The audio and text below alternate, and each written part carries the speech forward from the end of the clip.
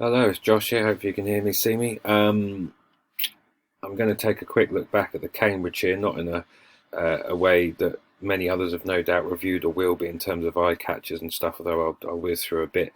The plan in this video is to touch on the profile of the winner and just look at pace and a couple of things maybe I could have done better. The main thing I could have done better is now having looked at the stats, was possibly too blinkered by first-time blinkers in a Class 2 handicap, because in these big races I have actually, probably in my own head, seen them as a negative, that idea that they can light horses up. They're obviously reached for a reason.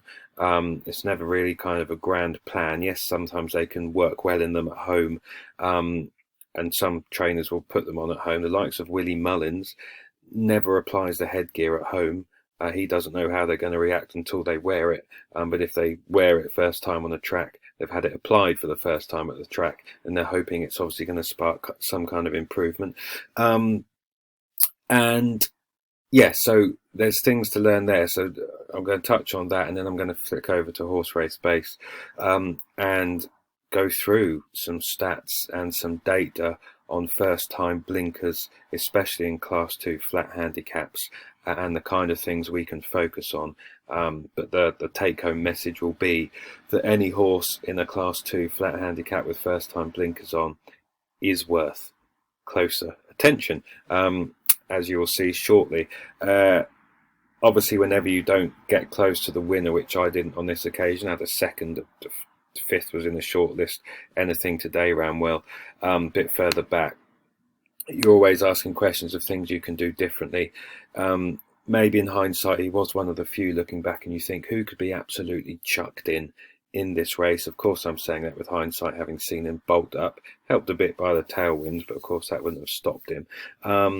And yeah, because he was having his second run of the season, aged 4, he'd run well in the race last year, a 5th. So I can automatically see why some shrewd judges, shrewder than I on the day, including a couple of my readers, who mentioned him and fancied him at a big price in the comments, and a few others latched onto that and had a go. So well done if you was one of those.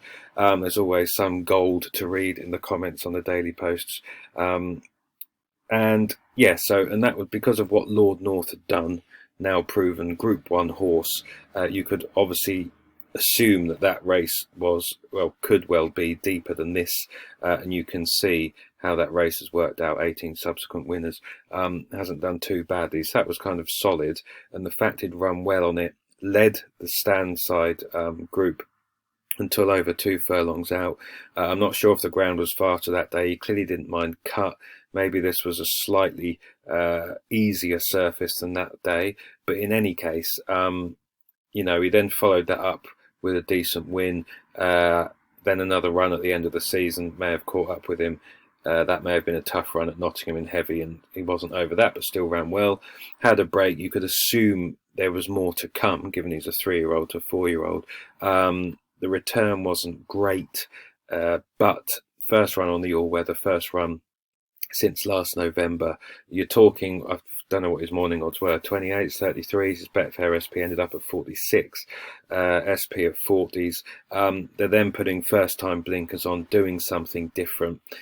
So that profile was interesting in the context of quite a lot of others in this particular race. The other thing, so being blinkered by the blinkers, seeing that return at Kempton and the first-time blinkers was kind of enough to put me off wrongly, as obviously it's turned out, and given what I'm about to look at in a moment, I won't be so dismissive moving forward. Tut. There's always something to get better at in this game, and in the last few weeks, quite a lot for me, it would appear, but stay positive and focused on the future. The pace, I suppose, and if I look at the pace map, which if some of you watch the kind of preview video of the Cambridgeshire, I maybe assumed that this was going to be kind of a relentless pace, but when you look at the horses that were traditionally led, and I'm in Gigi's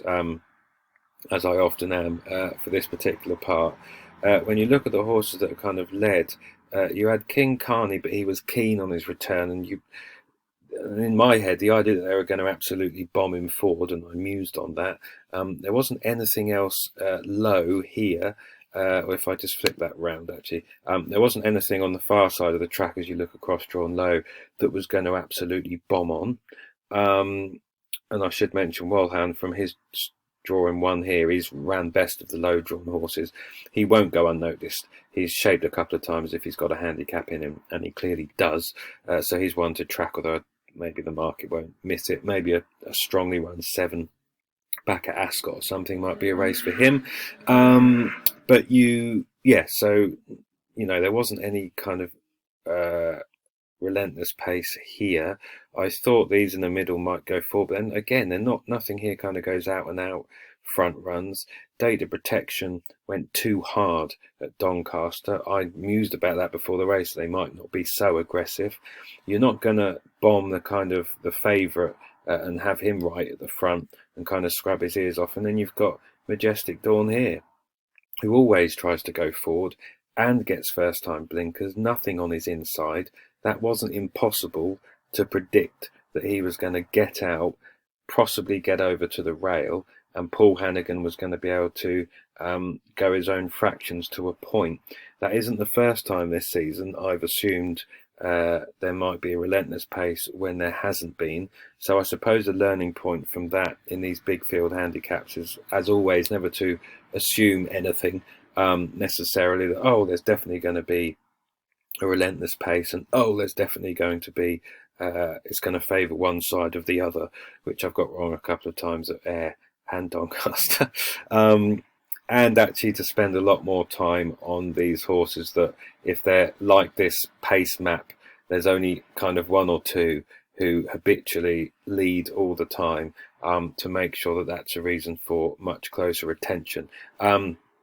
But it's the headgear that I want to focus on. I'm not going to beat myself up about that too much. Just looking at the results, Lucander's ran well, and I think he's still got another 10.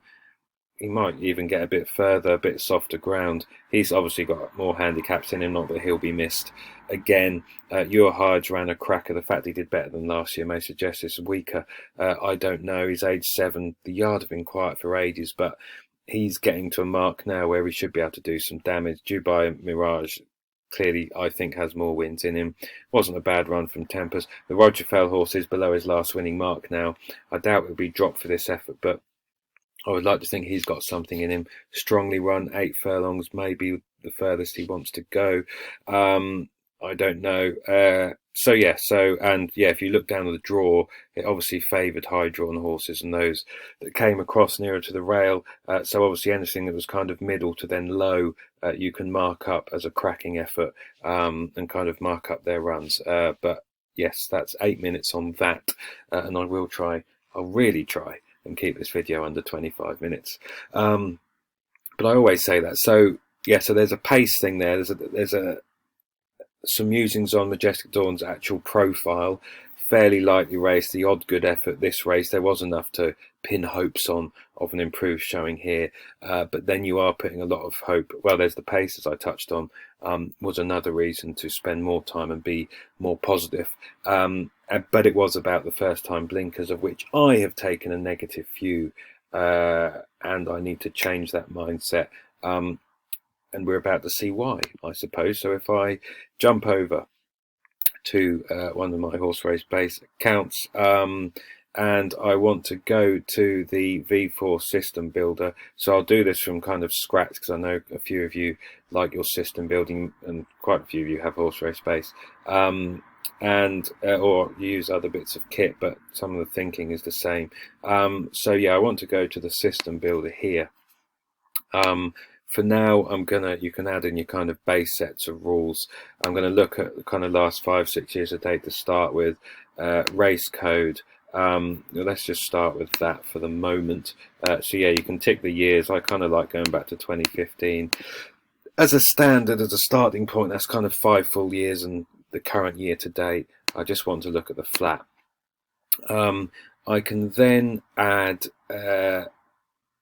Headgear, or I'm just trying to think how to do this. If I look at horse runs in Headgear, so you've got these boxes here, and it always takes me a little while to find them. So yeah, you want zeros. They've had 0 runs in today's Headgear. Now, of course, this is looking at all horses that've got no headgear on and have headgear on. Now, if I break down, remember we're all flat races at this point in time. If I break down by type of headgear, you will see, so none, so that's no headgear, so we've got all horses here. You can see why first time headgear generally is a negative. Hopefully you can see from these stats, or I should say why you can't just obviously back all horses in first time cheek piece or blinkers. You can see the losses since the start of 2015, the starting price. Mammoth, you can see the win strike rates. You can see how well against their starting price they perform below market expectations, so they're generally over bet, kind of 20% below market expectations. Not so bad, some of them on Betfair, starting price actual versus expected.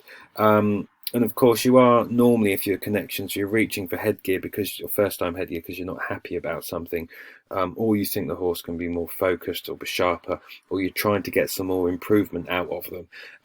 And sometimes until you're in a race, you don't know how well they're going to run. A lot of the times with flat horses, they just do too much. It lights them up too much. They get too upset. They waste too much energy either down to the start or in the race or at the start of the race or whatever. And some of them just get scared by not being able to see.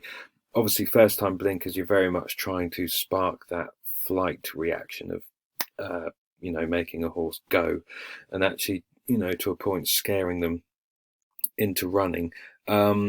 Faster, really, and obviously you need some good jockeyship sometimes to kind of keep hold of them. But that is kind of why the blinkers can work, especially sprint trips and other things. But you can see there that we need to be more nuanced, I suppose, and to think about things in a bit more depth rather than just latching onto all first-time headgear. I'm going to focus on blinkers for the purpose of this. You can see kind of eye shield or cover, blinkers and eye shield combinations, various other things, hood and blinkers.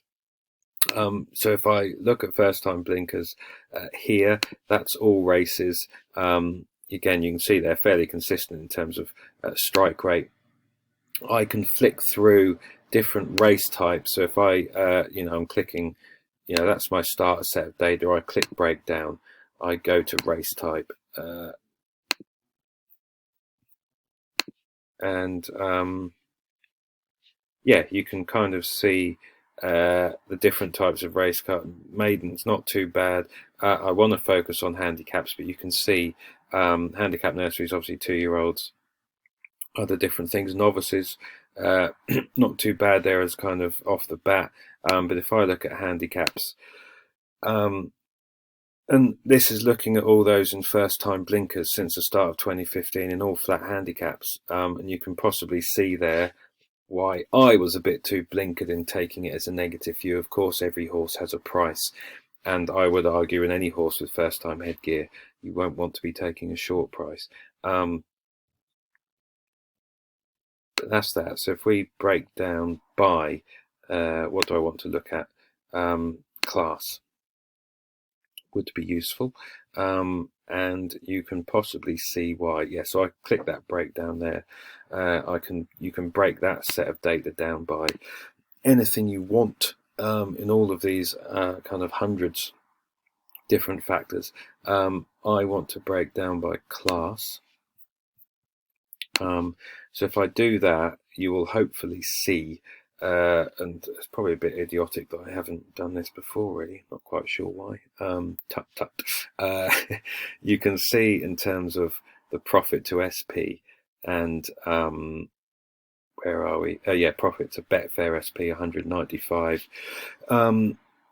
Why focusing on class 2 might be good punting wise. I suspect the market generally probably has a bit of a view like me, so that counterintuitive thinking of actually going, well, generally people might take a negative view to first time blinkers, but you could flip that round and take more of a positive.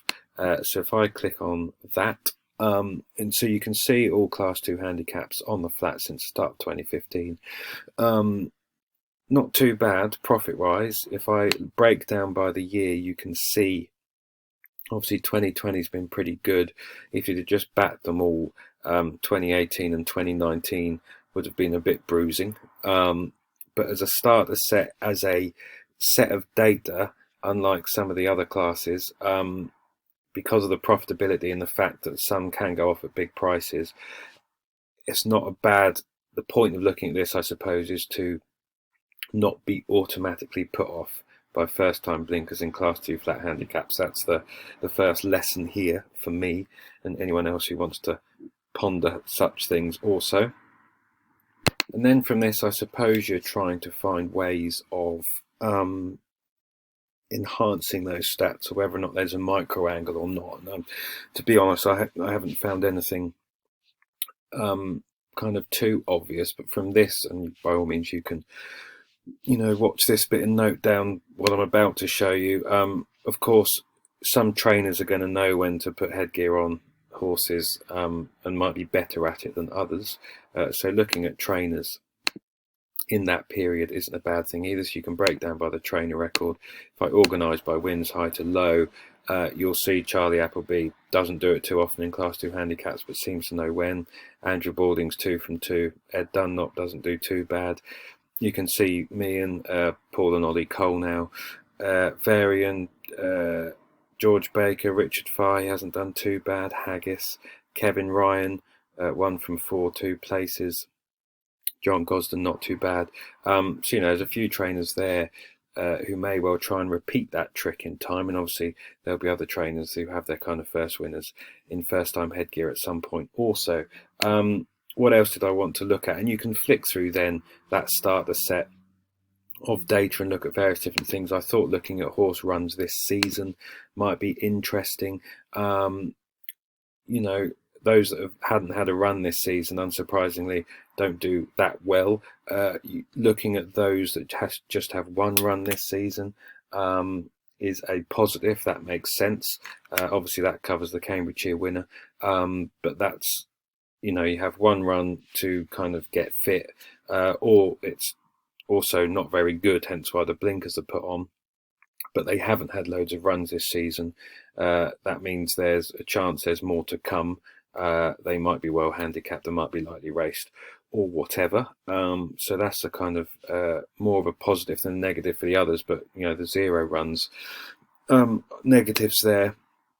I did look at going. So kind of breaking that down by going, which is interesting, as you can see. And now with any rule and any stat and any kind of research like this, you need to be thinking of the logic for why something is happening. Otherwise, you can find yourself accidentally or deliberately backfitting. Now on soft ground, 1 from 19, 4 places, small numbers, but obviously soft ground is more taxing, more hard work, and first time blinkers is meant to set a horse alight, and they may therefore use more energy early on or generally through the race. But as with Majestic Dawn, they might have so much in hand. And you might have a good jockey on that can settle them. That obviously it doesn't have an impact. Of course, that wasn't soft ground at Newmarket, but there's reasons why softer, heavier ground would be a negative for a horse in first-time blinkers. I can think of logic there. On the flip side, good to firm, and the place percentages don't match those either. There's reasons there, I think, especially, is that because a horse, is it because more horses run their races on good to firm and tactics don't matter so much? I don't know. Is it harder if you're in first-time blinkers and you're lit up and you race more promptly in a race? On faster ground, is it harder to stay there because horses can come from behind easier and travel more easily and kind of get into it? Or it's harder to get away on good to firm? I'm trying to think aloud there, but there might be reasons why that's the case. I'm not quite sure, but for whatever reason, and there may be a logical reason, or there may not be at all, but given the place stats as well, you can see the record there on kind of good to soft and good, and that might be something to note down or kind of take a more negative view on faster ground for whatever reason. But that's the official going, and of course going can be all over the place officially, so maybe there's nothing to get too kind of het up about on that particular front. Class move is interesting. You know, you can flick through many different things here, but a horse having experience at the class and just moving up one class makes sense. Moving up two, they're having to possibly do something they've never done before, or they're jumping quite a level to go from class 4 up into a competitive class 2 handicap is obviously quite a jump. So you've got, you know, you've got factors there that you can look at. I've touched on the going, the course. You know, you can look at, you know, are any particular courses favoured, and you know, again, you can see there Ascot does fairly well, Doncaster, Haydock, etc. That you can look at there. It's not a reason to be negative on others, and obviously some of these racetracks have more Class 2 handicaps than others. Distance, like I said, you can think about sprint trips being best, but you know, not 5 to 6 furlongs only okay. 7 furlongs fairly good. You know, even up to these staying trips, 1 mile and 6 and further, not so much, but you're looking at small numbers, so not necessarily anything to be put off there. You could look at size and dam size, which I've done. Nothing stands out there.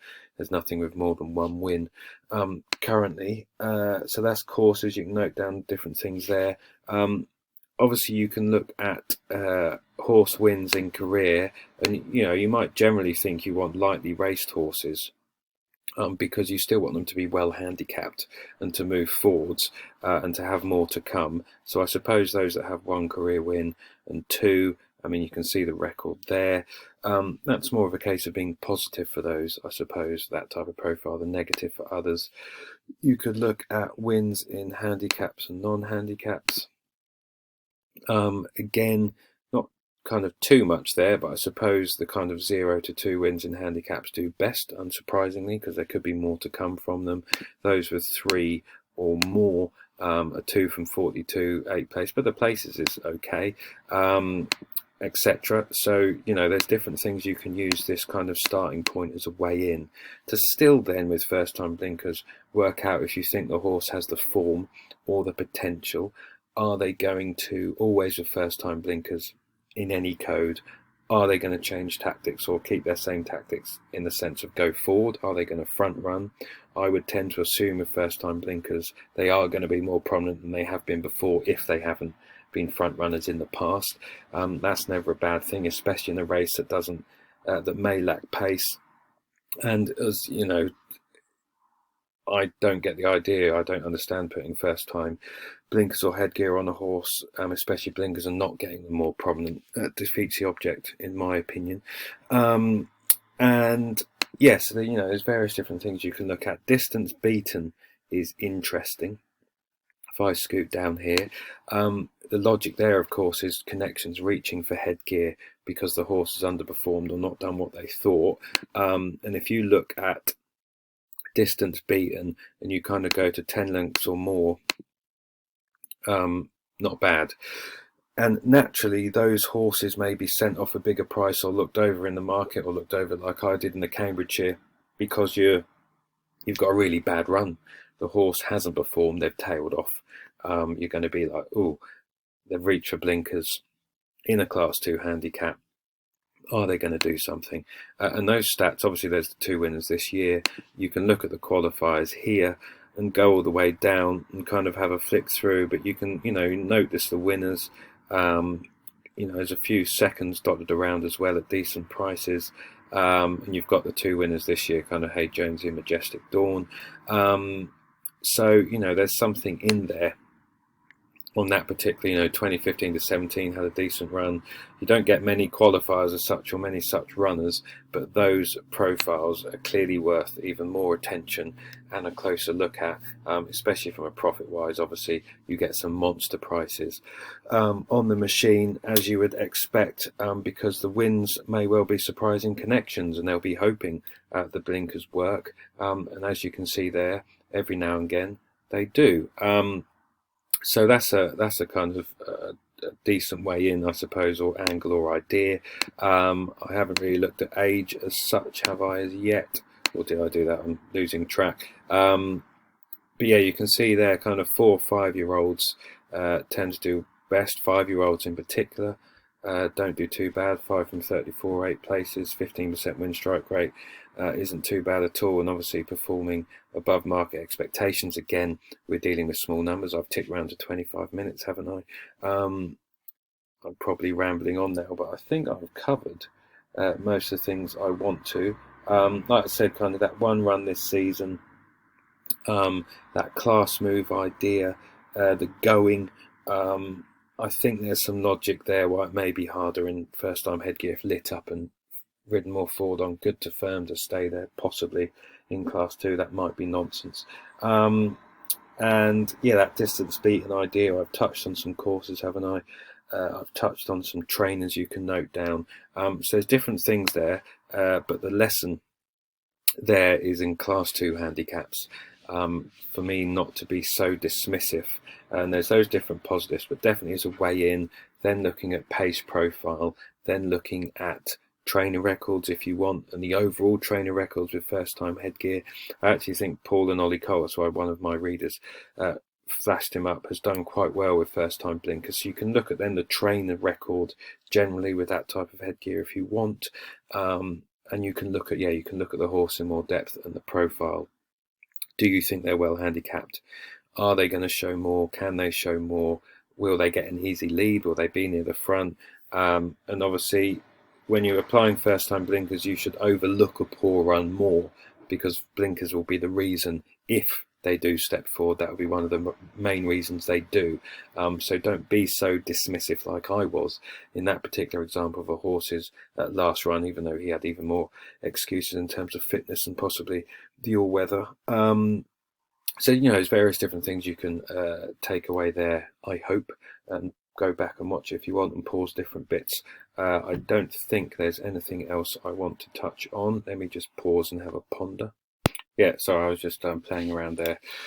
Thought we could come up with some kind of micro angle, which I think logically makes sense. Yeah, so we've got flat handicaps, class 2, good to soft. It's basically not extremes of going. I think there's some logic there somewhere, but you may disagree. That's not to say be put off by those on soft or good to firm, but if we're talking about, is there a kind of systematic way, a kind of set and forget to play for small change moving forwards, or to have some fun with, this might be one. Blinkers, first run in the blinkers, so you've never worn them before. Not so one or more runs this season, so they've kind of had a run at some point relatively recently, or this season at any point, to show that there was some kind of well-being, is fine. Class move, either the same or up one, so not being asked to do anything too dramatic from recent runs in terms of level of opposition, and that gets you those stats there really. 13 from 62, 20 places, 283 points to Betfair starting price. You can look at the stats there. After 2020, we may have a year or two now where it's a bit subdued, who knows, but 2015 to 17 was, you know, pretty decent. I think trainers are actually using headgear as more of an option than possibly historically in the past, which is one of those reasons, you know, I don't like to look too far back with some things. Obviously trends and training methods and how people think about the game are continually evolving, but yeah, certainly there is something there to work with. And I suppose to finish off, you could even then look at the distance beaten, and you could ignore those that either won their race or lost within 4 lengths. So by clicking those and apply not rule, that will focus on those that were beaten 4 lengths or further within this angle, and you get 10 from 34, 14 places in those kind of sets of conditions, of which there's logic and there's something there. So hopefully that may ensure I personally am not so dismissive of Majestic Dawn type profiles in the future, and nor kind of Hey Joneses and various others. And you can see the stats there, quite micro but plenty of logic, and the excitement that at some point there may be another big price winner. And if I save these angles and a few of them, hopefully I won't miss them, and hopefully this video helps ensure that maybe you won't either. So with that said, hopefully that's been proven, or this video has been of some use.